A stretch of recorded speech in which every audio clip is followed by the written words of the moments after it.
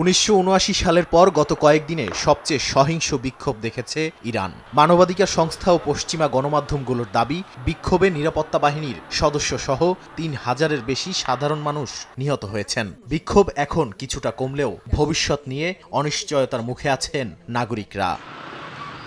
তেহরানের রাজপথ, ভ্যালিয়াসর স্কয়ার থেকে গ্র্যান্ড বাজারে মানুষের আনাগোনা থাকলেও পরিস্থিতি এখনও স্বাভাবিক নয়। মার্কিন প্রেসিডেন্ট ডোনাল্ড ট্রাম্পের হুমকির পর রাজধানীর বাসিন্দাদের মধ্যে আছে চাপা উৎকণ্ঠা।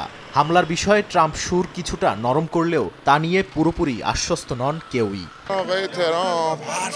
ট্রাম্প অনেক বেশি কথা বলেন। তিনি ইরানের জনগণকে নতজানু করতে চান। এটা তার ভুল ধারণা। আমরা আমাদের সমস্ত সক্ষমতা দিয়ে তার বিরুদ্ধে দাঁড়াবো। ট্রাম্পের যে উপদেষ্টারা আছেন তাদের বেশিরভাগই ইহুদিদের সঙ্গে যুক্ত, কারণ তারা কেবল ইসরায়েলের পক্ষেই কথা বলে।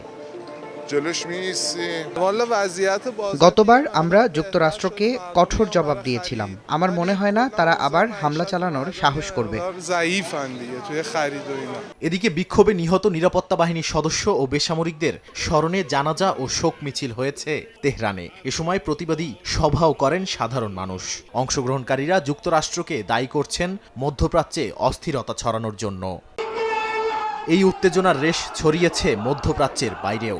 ভারতের লাদাখে ইরান সরকারের সমর্থকরা রাস্তায় নামেন, আয়াতুল্লাহ আলী খামেনির ছবি হাতে স্লোগান দেন।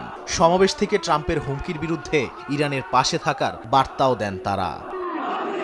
নাদিম মারজান, সময় সংবাদ।